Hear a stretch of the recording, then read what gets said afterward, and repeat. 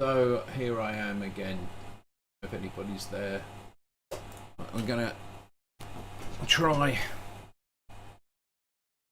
Hey, so we'll see if restarting the computer fixes the problem.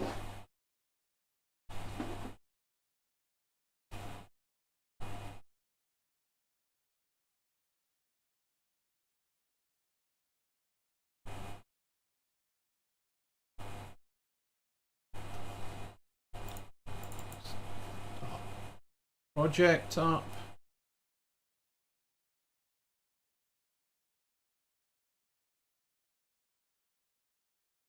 Open Visual Studio.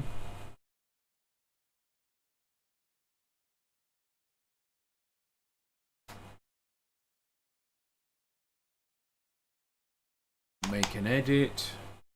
Hit F7.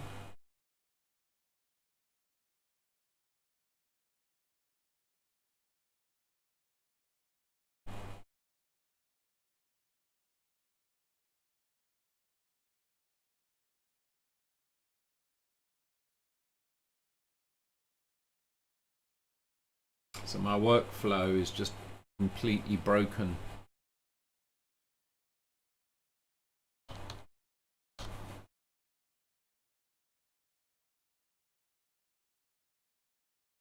Hot reload does not work.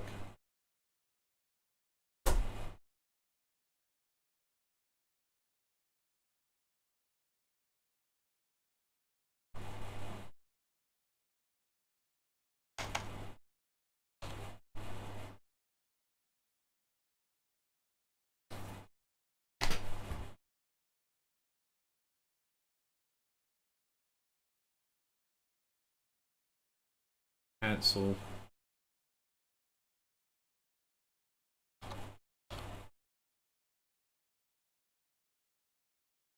The reason for restarting the computer is because the Windows operating system provides a way, as an API, for watching when files change, but that can sometimes go into a silly state and then it stops working and you need to reboot your computer. I was hoping it was that, but no. So I have to continue investigating this behavior instead of working on my code, working on my project. This is the kind of thing that I dislike intensely about game engines. When you write your own game engine, or you don't rely on other technology, you can really make sure that these types of things are not an issue.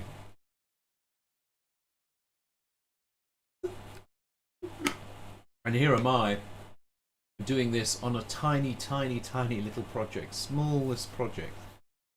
Can you imagine what would happen if things like this occur on projects with a huge number of people? In this particular case, this particular issue, for a lot of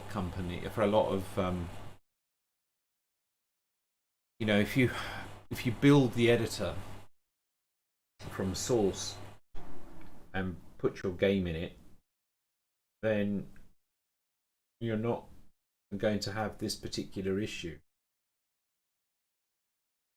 You do have to rebuild the game every time, make any changes to C++. It can be not that big of an issue, but since in practice, but there you can have plenty of other problems with that you have to work out. But in my case, I'm working in C++ and I need to do rapid iteration. And I really hate the idea of having to restart the editor every time. And it was working absolutely fine until I did a terrible thing. I'm not sure exactly what that terrible thing was. I'm going to back up project again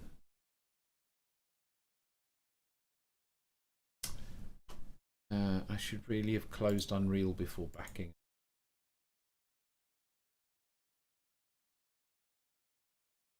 Let's do that.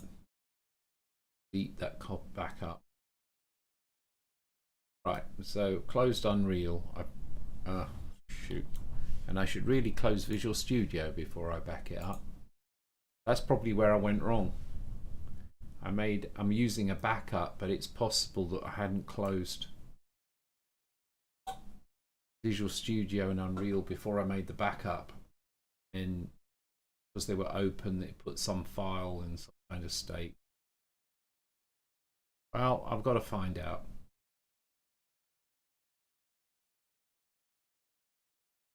I can't. And now I'm not trusting that my code gets incorporated in Unreal. When that's the case, that's just not going to.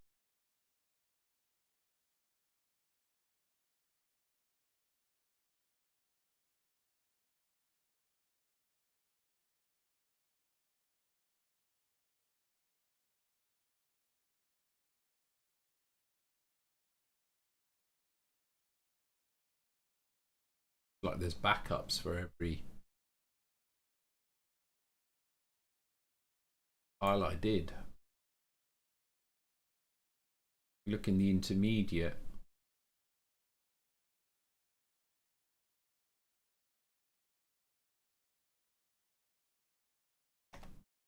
Project files.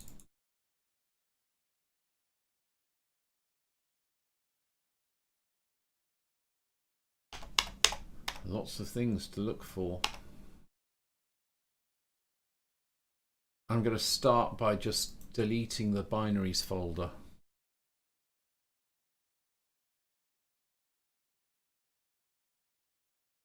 Start up Unreal.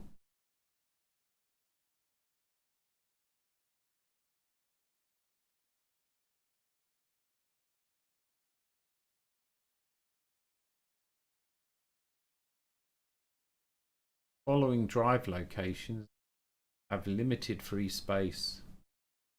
Okay. I need to go back to the Unreal projects, and all of these Unreal projects are going to get moved to the drive.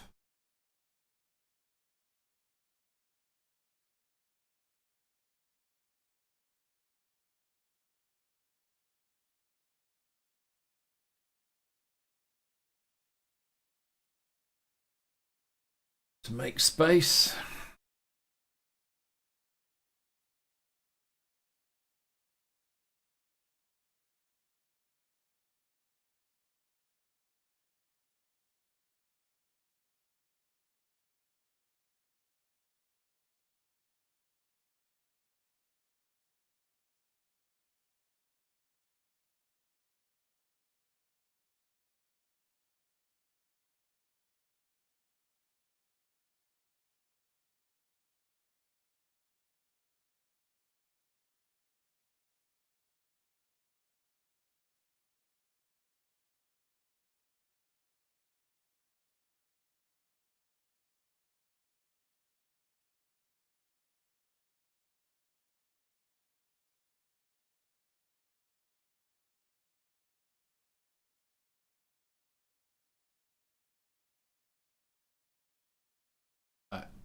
You doing its thing.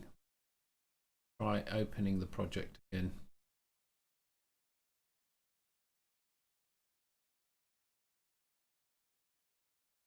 Rebuild now. Yeah. Fine.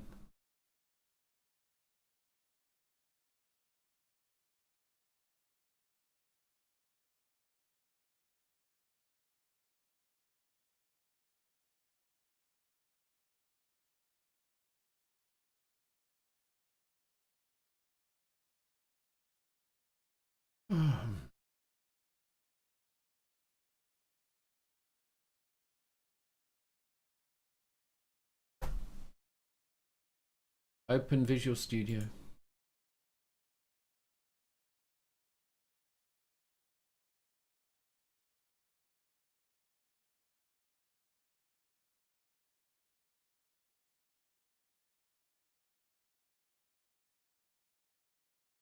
Try compiling.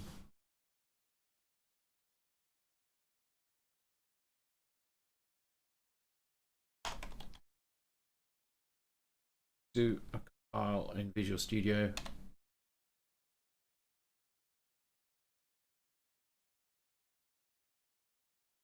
It did a hot reload, but I've seen it do that before once, and then it doesn't do it anymore.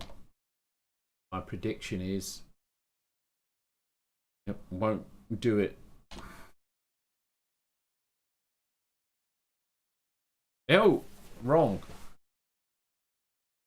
I'm glad I was wrong. It looks like it works. So then the fix for when hot reload does not work. Yeah, well, mate, that's the thing. Make files. That was so good. It was so good and simple. Like the syntax of make files were crappy, but it didn't take that much to figure it out. And then you just run a command line, it builds your project. But that wasn't good enough. You had to try and avoid typing, as though typing was the flipping bottleneck. Typing is not the bottleneck.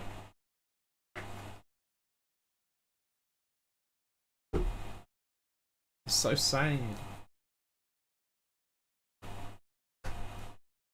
And you want to just run a script that builds your project, runs the project. Then if you want to sort of have some helpers applications that are graphical, then you can add them over the top.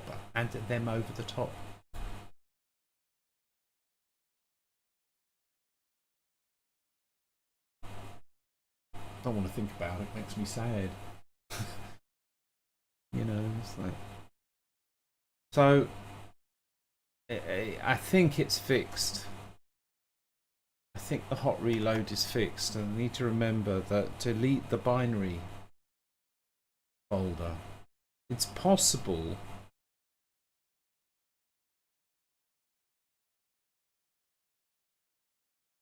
Oh, I think I know what happened. You see that in that folder there were all those DLLs. Those are every single compile that I'd done. When you hit F7 in here, when you build it in Visual Studio, it creates a DLL. It's the DLL that's hot reloaded into Unreal. So how does it know that the file arrived? It knows the file arrived because there's some kind of watch going on in a directory. How much do you want to bet there are too many files in the directory so that the watch doesn't work anymore?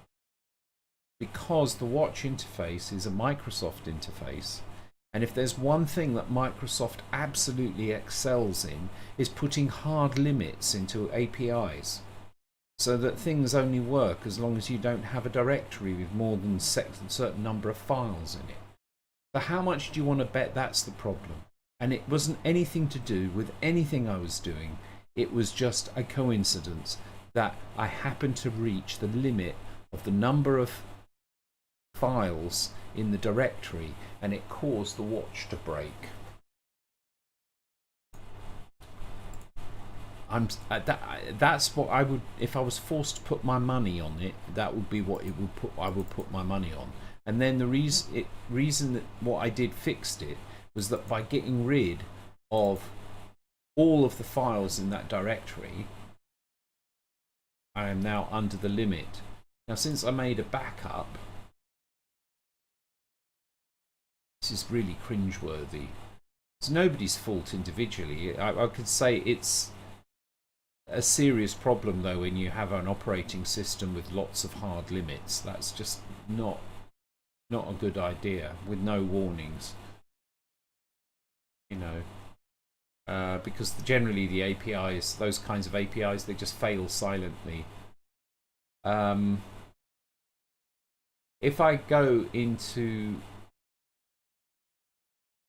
which one was it? My project copy.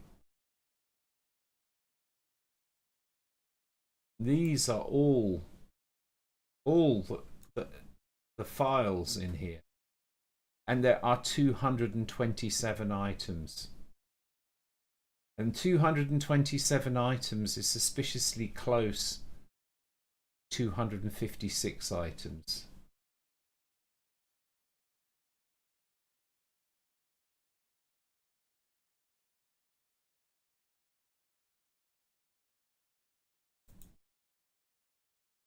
I don't know. What else could it be? I can't see that it could be much else. What the binaries folder contains nothing but this file, which I know is changed every time. It's possible the UE4 editor modules file was in issue. But other than that, you've got these DLLs and PDB files, and they're all quite big. 33 megabytes. That's my theory. Anyway, let's see if I can actually do some work now. I hit play. 1, 2. That's it. I'm going to do another test because I've got to rely on this. I've got to be able to rely on this.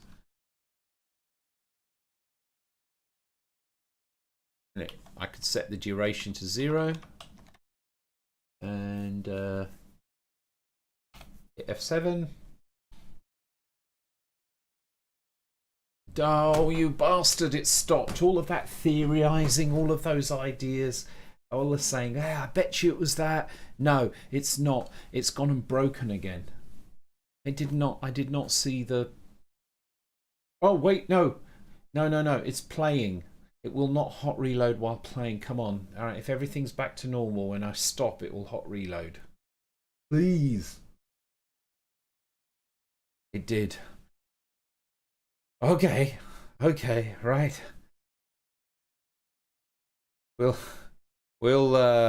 just see if that change worked. It did. It did also take the code. And when I say when I tell how to build it, I could also run a script to do it. It actually ensures these little pitfalls don't happen because it stops the editor from playing to ensure that the hot reload takes place. I comment out the file. Hot reload complete. I'm pretty sure that my theory is correct about why the hot reload broke. All right. So I can now continue working. The whole thing I was trying to do, like it feels like 7 years ago, was to understand this latent actions that have multiple outputs and see if it's possible to just have it continually re-trigger one. In theory, that should be one output, right? In theory, that should be possible because in this twice delay action here, it checks to see if it was half triggered or not. And what's that file? What's that actually used for? Yeah, right. So what I could do in here is all of that and then or true. So this just will basically force it always to do the first one here. Right. Now if I build that,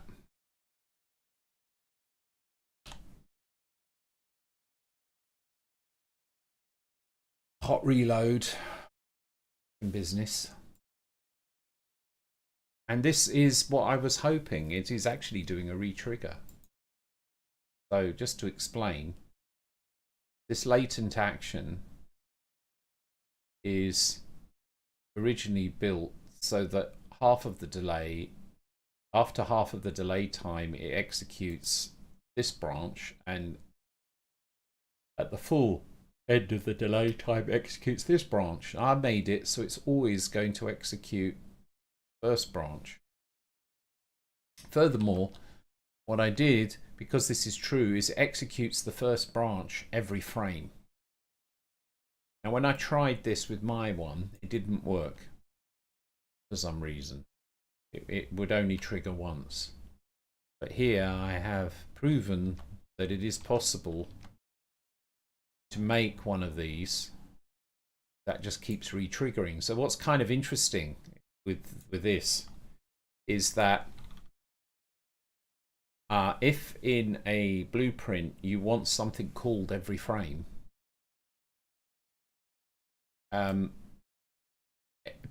what people do quite naturally is hook into the event end play, no, the event tick, wherever that's gone.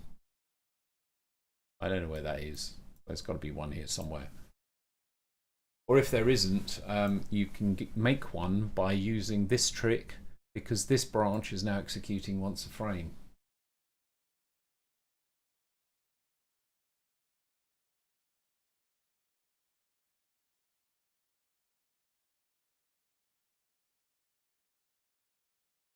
It's kind of very interesting. And in fact, I could, you know what I'm going to do? Because I really like the idea of being able to set up a timer, a repeating timer along this execution flow. So it would come into here and then pass through, so that I can then also carry on doing whatever else I want to do. But once this is executed, every so often this is executed. It's like creating a thread, sort of. And that's so cool, because I can see how that could be used to really organize the event graph in an extremely nice way. So I'm going to do that, and that will also help me understand why what I wanted to do with the other thing didn't work. But right, so the plan is, when this executes, where this comes through here, I want it to pass through one branch. The other branch is going to be repeatedly getting called after, well, in this case, every frame at the moment, but I want to use the delay. There's lots of crap in here, though. I just got to, all this stuff that has to be passed in. We have a duration. There was a time remaining. What's the time remaining?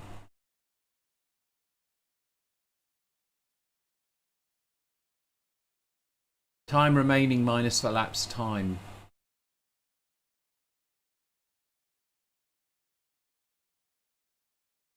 Okay. So, and this is initialized to duration.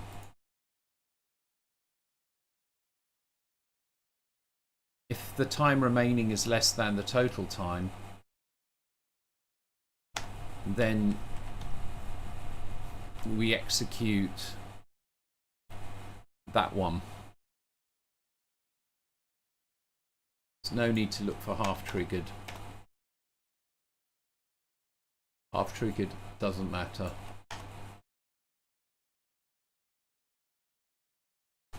So this would execute. Gosh, can you execute? That'd be interesting if it's possible to execute both branches at the same time. Then you can make a node that splits. That's really cool. I'm going to try, because what I'm going to do is exec ref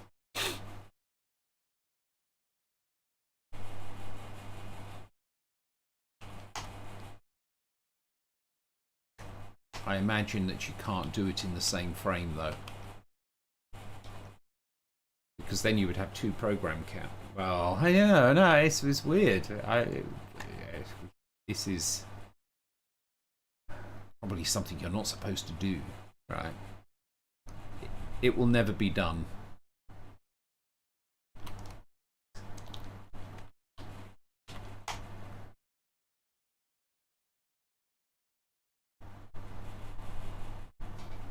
Let's give it a go and see what happens.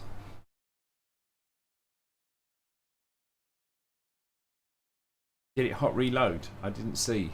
I'm can't see now. I'm all worried about.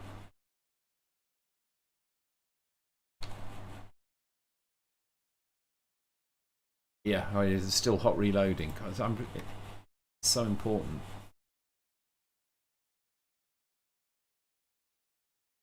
Okay, cool. Now looking at the blueprint, we can see here the 1 and the 2. When I hit play, okay, this on the face of it looked good. I think if there's also a 1, right? Oh no, there's only the 2. It doesn't execute the 1, and I suspect the reason for that is that you're not allowed to split these in the same frame. That would be just too crazy. You'd have 2 execution paths at the same time. Now you can still have 2 execution paths at the same time, which is going to get a bit freaky, but there is a 1 frame delay between them, and I think that's a kind of limitation of the architecture. I am abusing the thing after all here.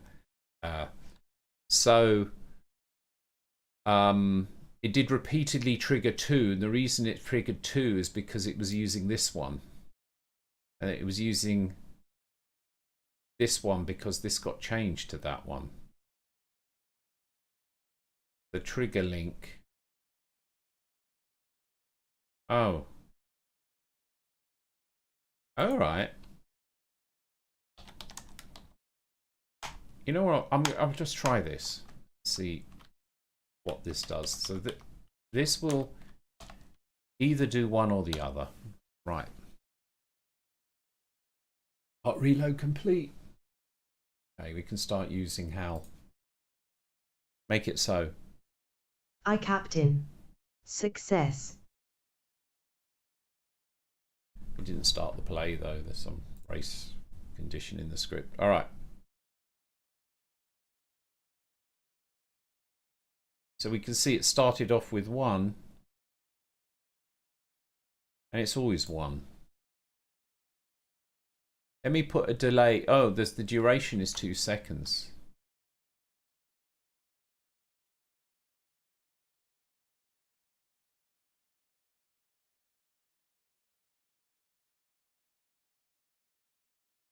Oh, right, because I do need to do a done if, because, oh, do I?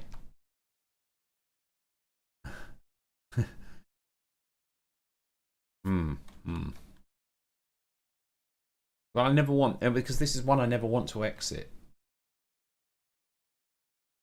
1 and 2, so time remaining is less than the total time.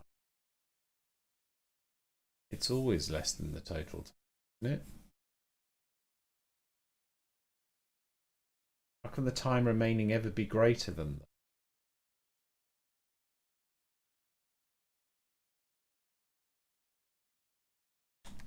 Surely I need to do if time remaining is greater than 0.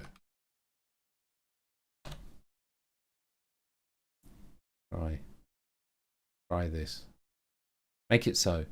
I captain. Success. This time it did run. Oh, that's better. It started off with 1, so it's repeatedly calling 1 every frame. And then it's repeatedly calling 2 when the timeout occurs.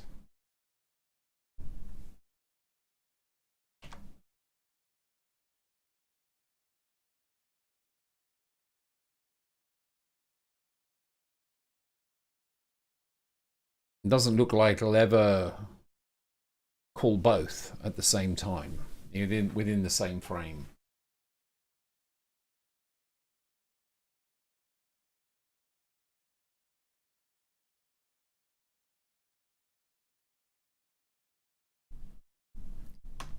Now what I'm going to do is move this counter down.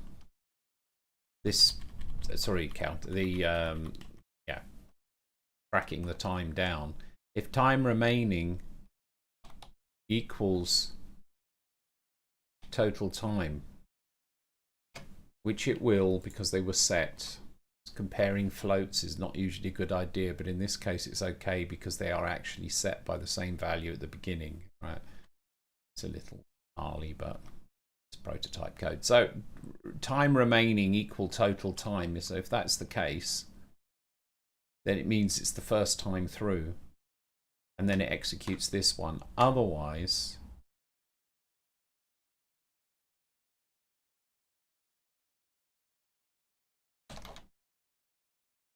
it subtracts until if time remaining is greater than 0, no, less than 0,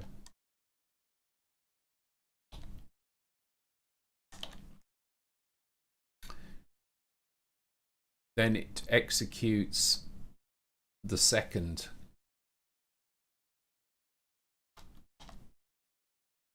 But it never actually exits, so it'll continue doing that. When this is done, we need to reset the timer because I'm making it re-trigger. Time remaining equals total time.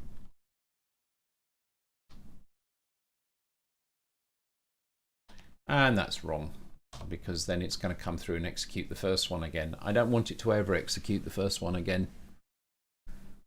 So yeah, that's an example of why that was gnarly.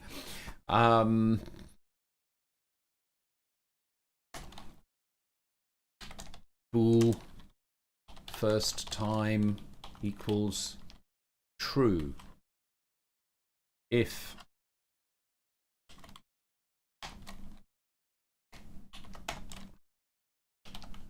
first time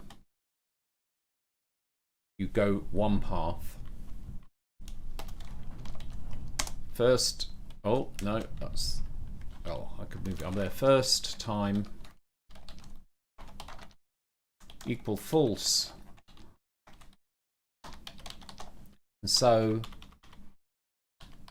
every time after that it comes down and does this, where it executes the re-triggering thing till the time remaining is less, you know, counts the time till the time remaining is less than 0, then it executes the second node. So what should happen is pass through the first time, and then after that, every frame you get, not every frame, but every so often you get a trigger on the second. This is like a, you could call it a T. I'm so nervous about the blooming hot reload. Yes, there is a sound effect for that, which is useful, except the sound effect is this really high-pitched thing, and you know, my ears are not that great. It's a really annoying sound, but to hear it, it needs, you know, what was that? It's like please, and I can't find a way of changing it. Anyway, look, hot reload is working. I'm gonna hit play and see what happens. Every 2 seconds we're getting 2 printed, but the first time it went through and did 1. This is actually superb, because, and this is going to be funny,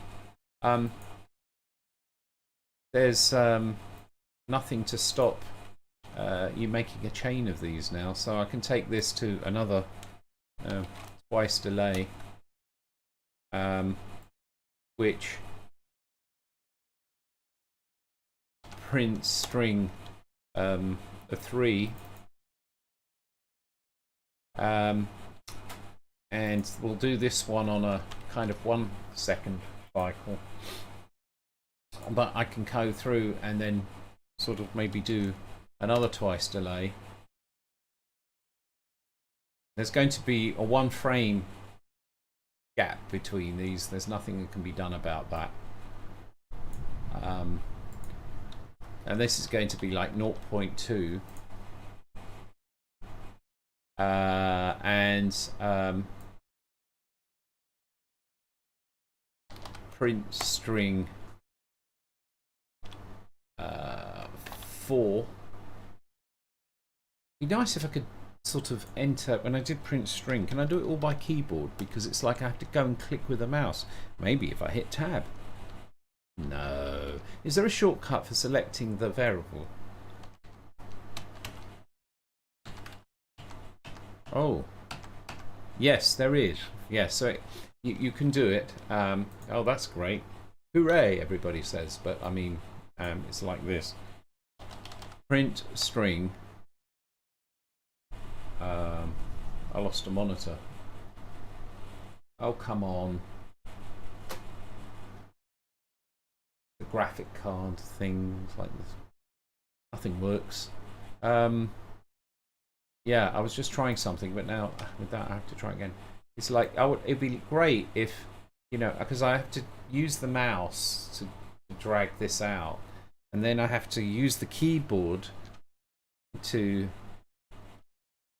do the print string, and then I have to go and select this thing with the mouse, and then have to go in and type again. So it's like mouse type, mouse type, mouse type. So maybe I can do shift tab. Let me try that. If I do shift tab, no, what you have to do is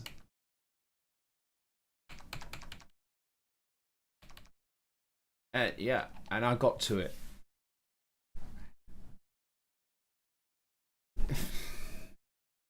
Ah, 5.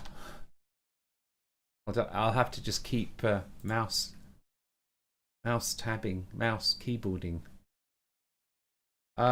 Let's try this and see if it works.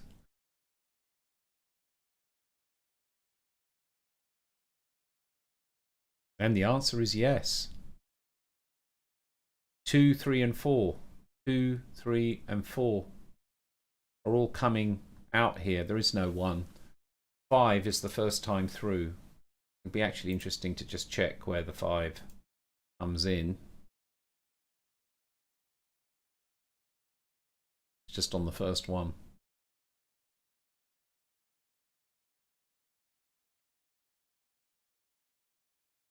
If I set, say, the first one, which was on a 2-second delay, to a 0, 0 will be 1 frame delay. I'm going to just try that. Stop.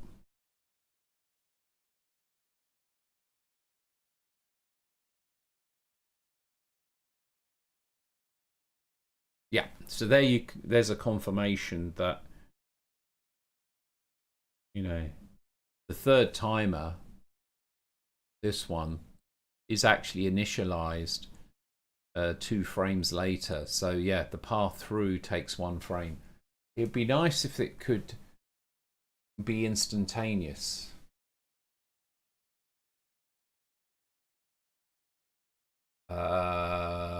But I don't think that's possible. And the reason it's not possible is because, from what I can see, when you set execref, this is basically telling it which branch continue execution on.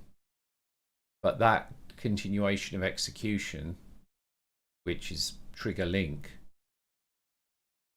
doesn't occur until this function returns.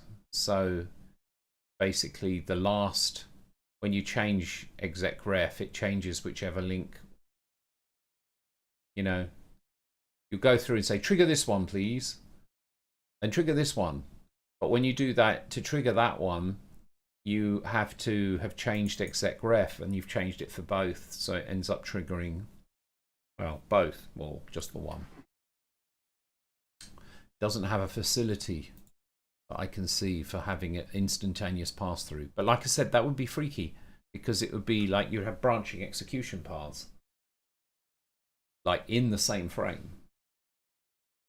Here you got branching execution paths where the other path starts after a delay. So that's kind of interesting because these can branch out then. That's actually probably quite a useful thing because it allows you to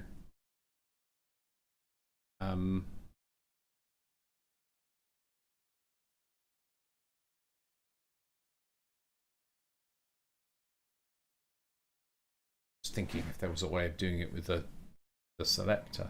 No. It will allow you to basically spawn a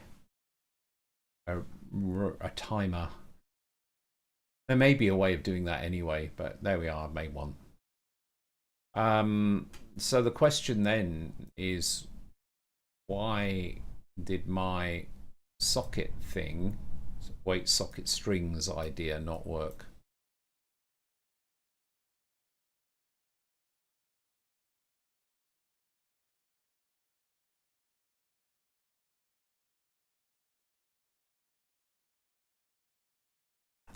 So where I was trying to do that was this one. I say execute the trigger link.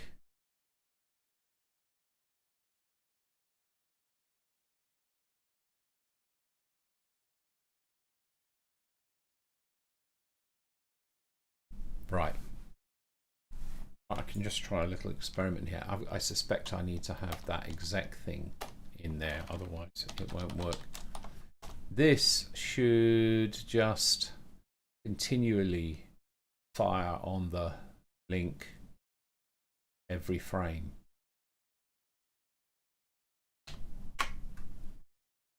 Where's Unreal gone? Moved because of the failure of the monitor.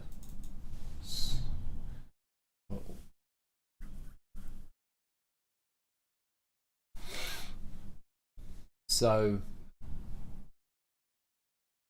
that's fine. I'm going to delete that and then try socket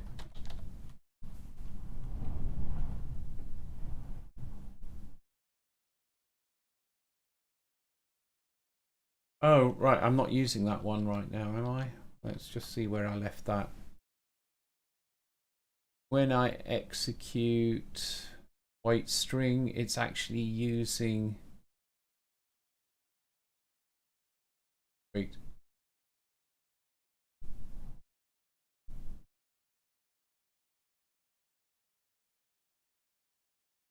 Socket wait string.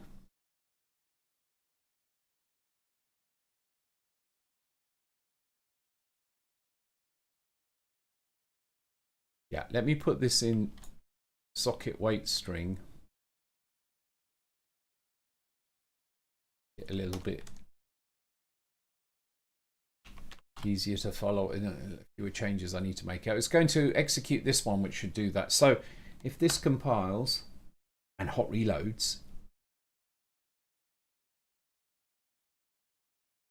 Oh yeah, I didn't see that because I've got the wrong window down. Right, there's the editor. Here are my blueprints. I should be able to go from here to socket wait string. But this now, oh, pardon me. This now should actually cause hello to be printed every frame. Works. Save that, play. Oh, that did work.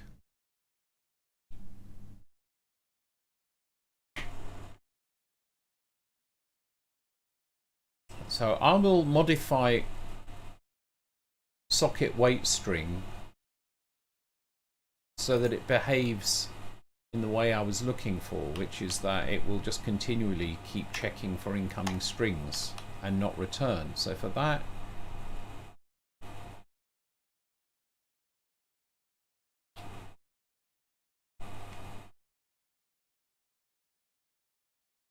yeah, that is should be fine. If I have received a string trigger, the link all I should need to do is just, this is where I come back to what I tried before. All I should need to do is just remove the done if. If I remove the done if, then it never terminates the node.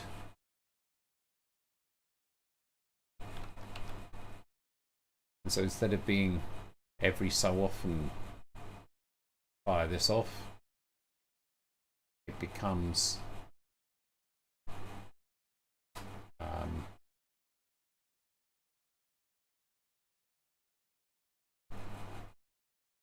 fire this off when we have a string.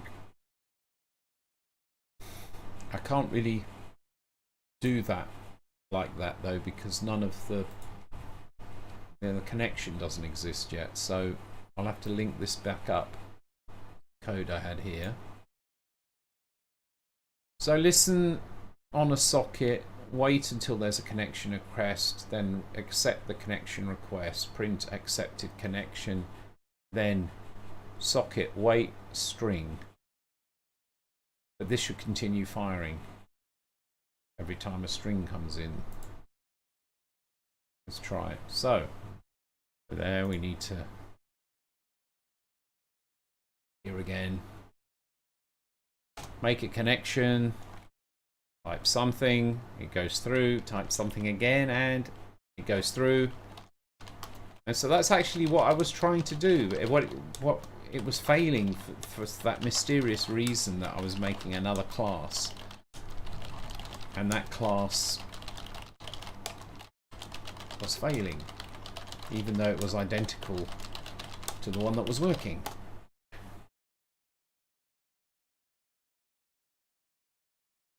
When I'm thinking about it, it's like the most useful version of this is one that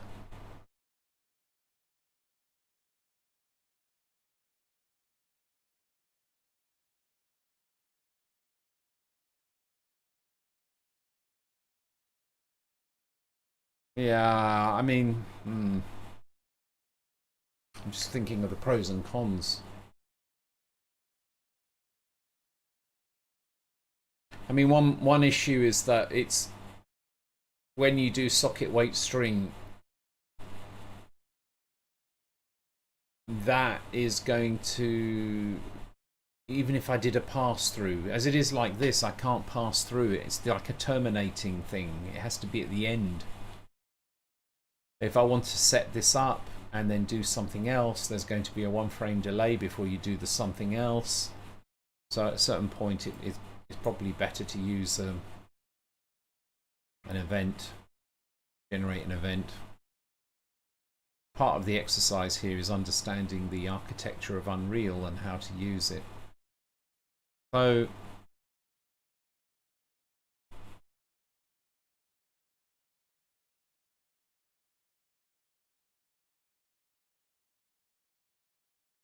I don't need to print this string. It's really a debug message.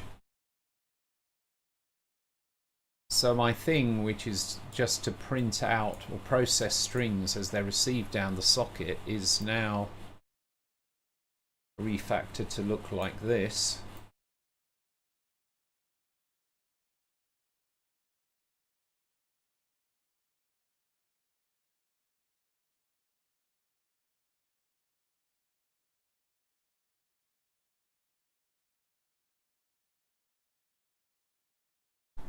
Listed on the socket, wait until a connection request occurs.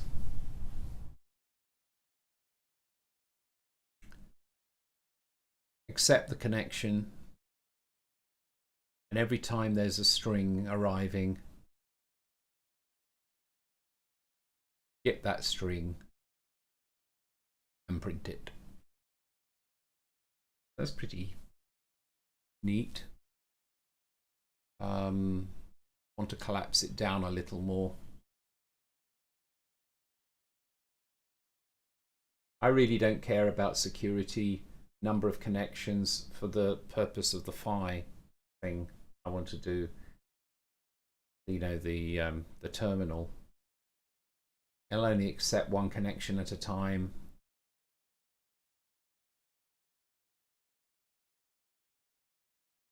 I've got no security concerns. I can keep it really simple. I can put this all into one thing.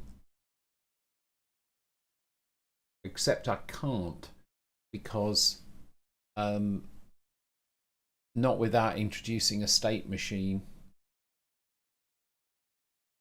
So in fact, I want to keep this partly in C++ and partly in blueprints, because then I can have the latent actions instead of trying to do the latent actions in C++, which is messy. You don't have coroutines. That's the story. So is it worth me simplifying this anymore? Not really. I'm happy with that. So what I can do, I think, we'll see. If I take it, how do I make a macro? Macros. Oh, macro. Because you can't put this into a function.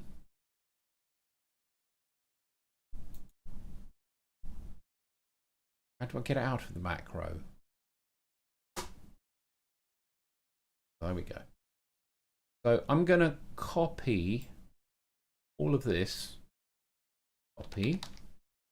And then I go into my new macro, which I'm going to name macro.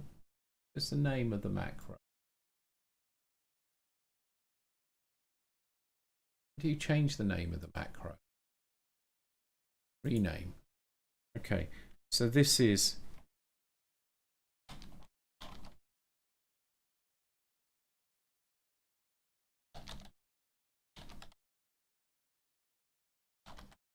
I've just called it socket wait for strings, this macro. So I can zoom into here. We've got inputs and outputs. Now there is only, beautifully elegant because it's naive, there's only one output required, which is the text, and the text is a string. And if I do paste, I get my little pattern here, which is using, oh, I realized I probably also need to have do need another input, which is a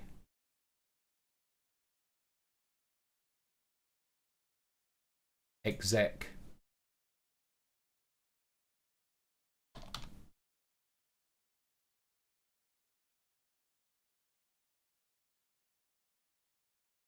Right, and the interesting thing is this won't have an out. Is that right?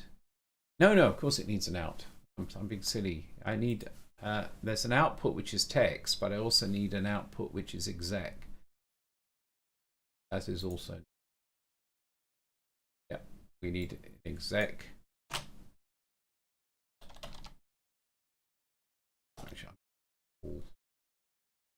Out. So the in socket listen, everything's hardwired. That's why it's naive, but that makes prototyping, it's really pleasant and simple. In socket listen on port 777, wait for a connection request.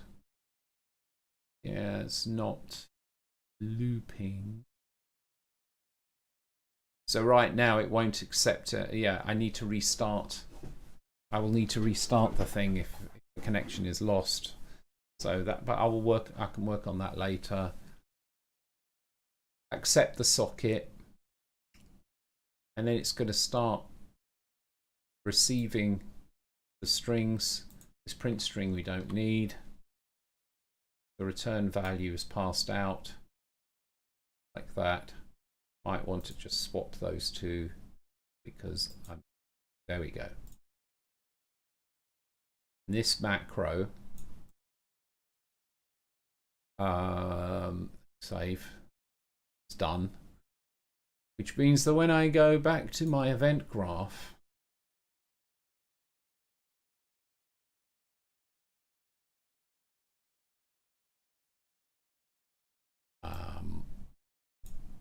I can break this link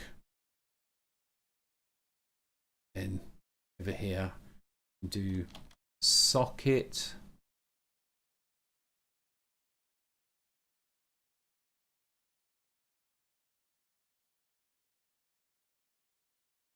wait for strings.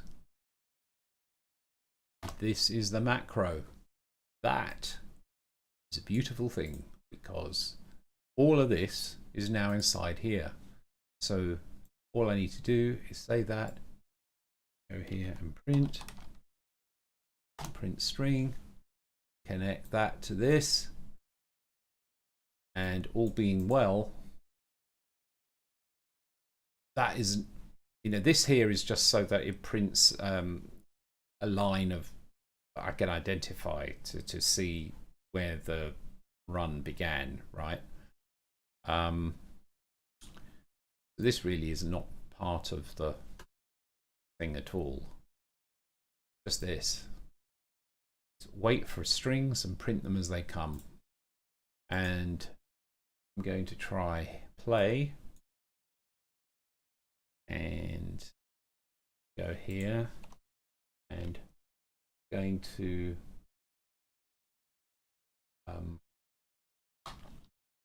Control-C, there we go. Make the connection.